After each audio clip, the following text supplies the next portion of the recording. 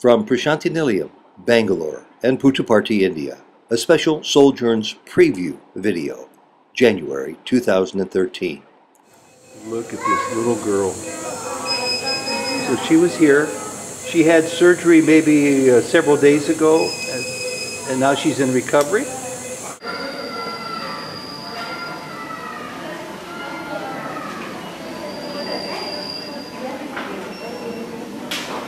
So meditate to enjoy yourself. Whatever you do, do it for joy of the self. That's spirituality. And that is like living in God. That's living in Exactly. God. That's living in you. Living in yourself. Actually being yourself. And that's joy. What do you want? I had no idea except I prepared myself. I want your grace. Then he said, grace has no form, ask for a form. I didn't understand what Swami was telling because I was never religious and therefore form did not mean anything to me. Souljourns is recording new videos in and around Sai Baba's main ashram, PRASANTHI, India. Most will not be uploaded to the internet until we return to the U.S. in February 2013. But for now, a short preview of some of our Souljourn stories recorded so far. This is the world's largest heart hospital, founded 12 years ago in Electronic City, south of Bangalore, by Dr. Devi Shetty, a longtime devotee of Sri Satya Sai Baba. Children who have undergone the heart surgery and post-operative care. That is the place where we are going. Okay, I'll follow you. This is about the 72-bedded post-operative care. All right. Through these doors, it's another world. I'm told that fully 90% of the infants and small babies treated here would not survive a year without their open heart surgery.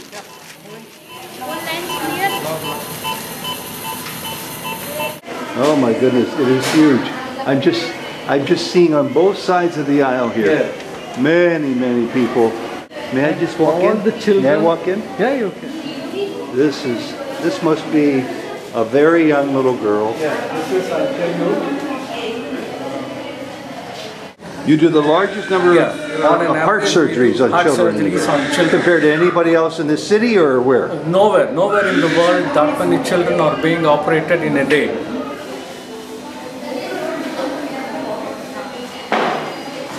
All of them are undergoing heart surgery. Yeah, paralyzed. So they can perform surgery on an infant this small. This is the largest post-operative care anywhere in the world you can see. So oxygen food, then nasal prongs. Look at this little baby.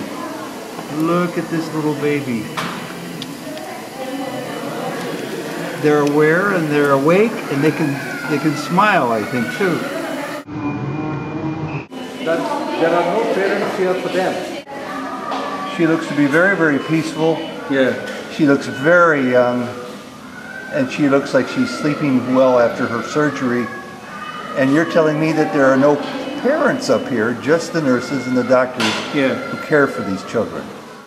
When they say be with yourself, die yourself. Because it's It is the same. Now, usually what hinders us in connecting? Live here. Try to live here. Try to think from here. Try to feel from here. And it means silence. It will just bring you. And then the answer will come from within. Without much thinking. Without any thinking. Is that the silence of the mind? That's where we are at. Only the heart can silence the mind. Only heart can silence the mind. Very easily. Yeah. For example, when you are really in bliss, it means you are in love. Yeah, you forget time. Exactly. You forget heart. You forget you are not even eating. Swami says, bliss is my food. It means when you are happy, when you are really happy, you are not hungry. And life is so sweet. It makes you go beyond the physical body. makes you fly, makes you do anything. But when you have to leave from here and think about the logistics and the consequences and the outcome and what will happen and what will not happen, and by the time you ask, oh my God, what do people say? You know, it's the easiest way. I found it the easiest way. I've gone through many other ways. I used to sit in meditation for 9 hours. Waste of time. Wait a minute. You don't seriously mean that, do you? I do. I sat for that hour to know that it's not needed. So it was not a waste of time. But it only helped me that it's not needed. That's an easy way. And you are children of God. God does not want to make spirituality a hard process.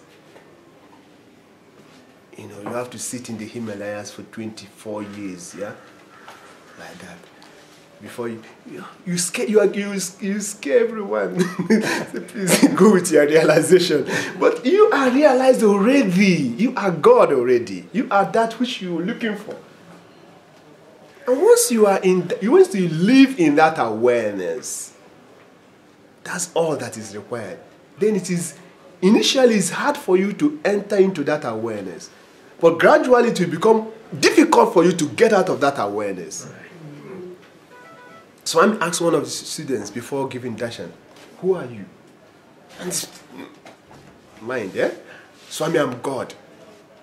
So I said, Acha. Now devotees are waiting. Go give darshan.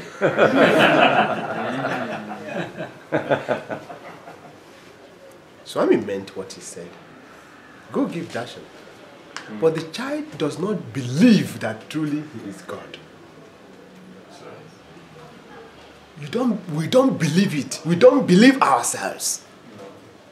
Because if you believe it, Jesus said, if you have faith like a tiny, tiny, tiny seed, you will tell this mountain, move, and it will move. Move into the ocean, and it will move into the ocean. And Jesus said, you are God. He didn't say you are going to become God. He said, what I do, you do it. You are going to do it. You will do it even more than I have done it. Because we are one. But everyone tells you are no good. You are a sinner. You are this, you are that. And you've grown up to believe that. You have grown up to believe what you are not. Now, spirituality is just to shift the attention from what you are not to what you are. Forget about what you are not. It's not important. That's what I'm saying. Focus on what you are. That's the reality. That's the truth. That's the truth. You are God. You know what that means? We're not different. And once you live in that way, that's the greatest humility, because you are in the smallest of the small and you are in the biggest of the big.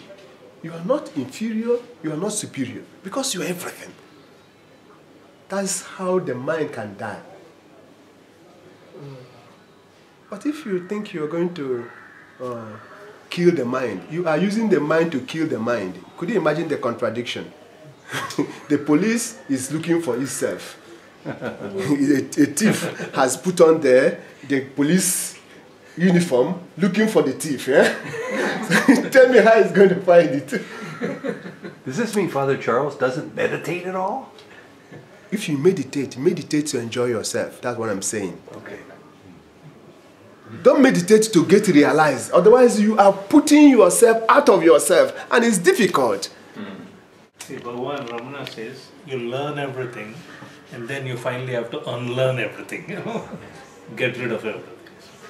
And Master Eckhart said, you have to get rid of God to get to God. Yes. Explain that. You have to get rid of God in order to get to God. And that is the truth. Because it's your ideas of God. The manipulation. They tell you God is that, God is that. All are false. Once Thomas Aquinas realized God, he wrote a lot. The Summa, he wrote a lot. You have to spend 4 years reading Thomas Aquinas in the seminary. Once he had an encounter with God, He ran like a madman, wanting to burn all he has written. They had to hold him. Say it's nonsense. And then there's a little book that's called The Silence of Aquinas. That's the essence.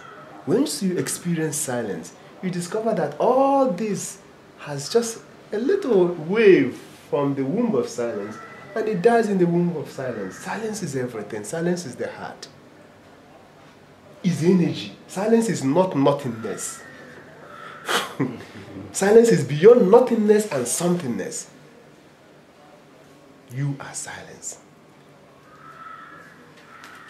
So on the fourth day, in the evening, we got our first interview, and we got again another interview the following morning. So we had 2 consecutive sessions of interview. So the first session was nothing but crying. Crying. Yeah. I was It wasn't Baba crying, it was you crying. us crying, the whole family. Because he first gave a gold pendant to my wife. She didn't know what was dropping in her hand, and she was stunned. And Swami said, "Don't you wear this?" She didn't expect anything like that straight away. Was this a gold pendant he A materialized? pendant with Rama Sita coronation. Did he materialize On one it? side, yes, and on the other side was Shirdi Baba, cross-like, with TPS, which stands for Tara Puttaparthi Satya. Right. Then he turned to me and he said, "Children?" I said, 2 daughters. I was very emotional, but not broken yet. Then he said, "No family is complete without a son. Only daughters." I didn't answer. Then he said, "Do you want a son?" I didn't answer. Then he said, "I will give you a son." By now I was mentally wondering, how is he going to give me a son or give us a son when my wife had a laparoscopic sterilization done 2 years prior? He could read every thought. He leaned towards me and said, "Doctor, you think you can't have a son, but I can give you a son." I broke down, started crying. Then he said, "Even if you don't ask for one, I have decided to give you a son. By now, the dam is broken and the flood waters of tears. Not only that, the sound of the rushing water." I cried out loud like a 2-year-old young boy. Baba asked me to come and sit next to him, pushed an Indian devotee to his side, and put my left hand on his lap. And he was stroking my hand and stroking my back, roughing up my hair, and telling, "Don't cry, I love you, don't cry." Every time he touched me, I was like an old HMV gramophone rewound, and it was getting worse, and he enjoyed it. Apart from a few Uti teachers who also started emotional after that, my wife and I with the kids were crying away. Then, eventually, I had to quieten down, and then he attended to talking to these teachers from Uti. At that time there was no primary school here in Puttaparthi. Now I'm telling myself, "Hey, stop crying. Talk to him." Did you try to tell Baba that you were both doctors and it was scientifically and physically impossible for her to have a boy? I didn't tell that, but I was only thinking and wondering how on earth this is going to happen. That thought was enough. There's no need to talk with Baba.